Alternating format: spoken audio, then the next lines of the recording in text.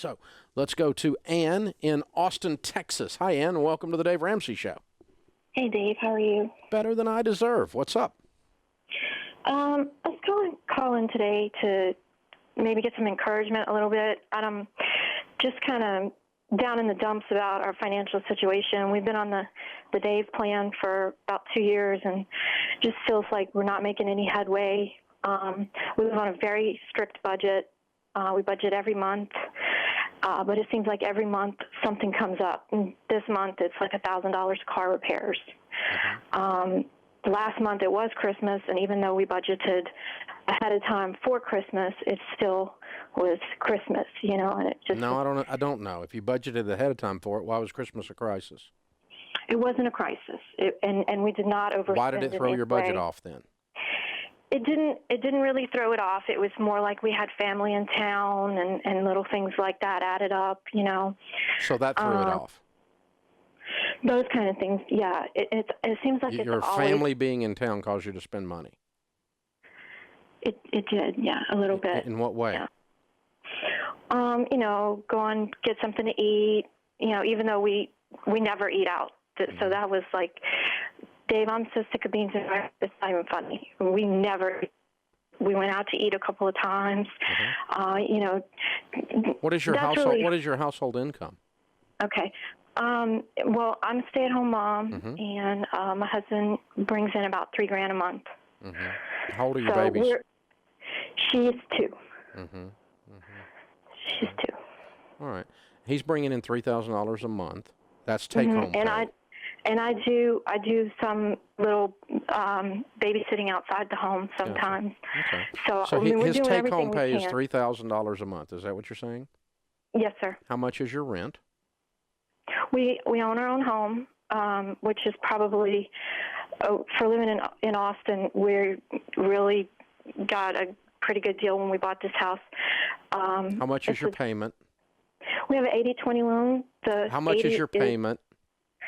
One is $1,000 and the other one is $260. Okay, so you have a $1,260 payment with a $3,000 take-home pay. Did we just figure out your problem? Yes, sir, but... You're house poor. We are house poor, but we're right on the... So you're not on the Dave Ramsey plan. That was an inaccurate statement, because I would never have recommended someone stay with a house payment 50% of their take-home pay for 2 years.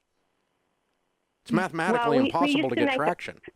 We used to make more. And then when I decided to stay home with the baby... then you decided to move is what you decided to do. I don't know where we would live in Austin for that amount of money. A cheaper place. Very expensive in Austin. Okay, you're telling me nowhere in Austin there's anything that you can rent cheaper than $1,260. I'm sorry, that's just simply not true. Not really where I'd want to live. Oh, now we're down to it. Okay. So what is your husband's prospects of getting his income up? I think that's really why I called, Dave. I try really hard to encourage him to look for something else, and he just can't do it. He can't seem to do it. He's so tired when he comes home, and he commutes an hour each way to work every day. Well, that's unrealistic. Where does he work?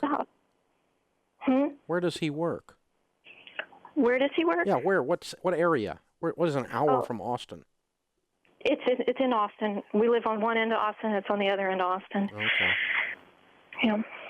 Okay. All right. Well, here's the problem. Okay. Yes, sir. You guys feel stuck. You particularly feel stuck. You're stuck with a toddler at home, which is enough to drive anyone, if they've got a lot of money, crazy.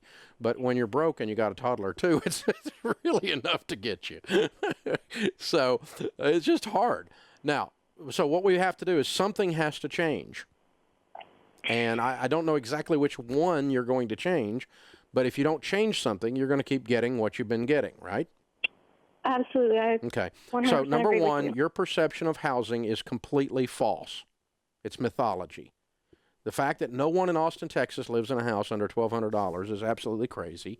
Now, you guys are going to move into a neighborhood that you can afford to live in, whether you want to live there or not. Or you're going to go back to work. Or he's going to get a different career.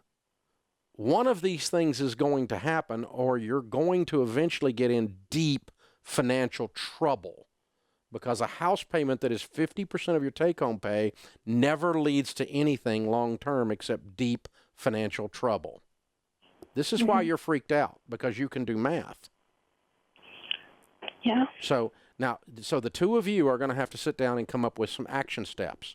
Either Ann creates an income, a big income. Her husband has a different career track and or extra jobs. We move on the end of town where he lives so he's not so freaking tired that he can think about doing something else. We move to a cheaper house, or some combination of those variables. You guys are going to have to take action. This is not going to get better because we walk around saying we're on the Dave Ramsey plan and don't go out to eat. Those aren't the problems. Is that logical? Well, absolutely. I only said that because I didn't want you to think that we were living, high on the hog. I appreciate that. Okay. I just didn't want people to think that that's what I endorse, so that's why I had to correct it. So, no. I mean, now, here's the thing. Here's the thing. I think that you're scared and you're beat up, and I think he's tired. So I think tonight you have to put the baby fully fed to bed early, and the two of you are going to have to turn the television off and think about 2015 and say, okay, something's going to give. Let's decide what's going to give before it's decided for us. And talk about it. Because there's 3 or 4 things on the table. The length of the commute, and this is in 5 minutes of talking to you. It didn't take a long time to get to the bottom of it. You know what the problems are is what I'm telling you. It's the length of the commute, the lack of income that he has, the lack of income that the household has, the lack of a career path that he has, and your house payment's too high a percentage of your income. So if you're going to stay in that house, he needs to get a different job, and you may need to get a job. He needs to get one on that side of town. Otherwise, you need to sell this house. And you need to think about a different way to live so that you can live. Life's too short to live like you're living. It's no fun. This house owns your butt. And it's not worth it. So I think his income needs to go up. I'm with you on that.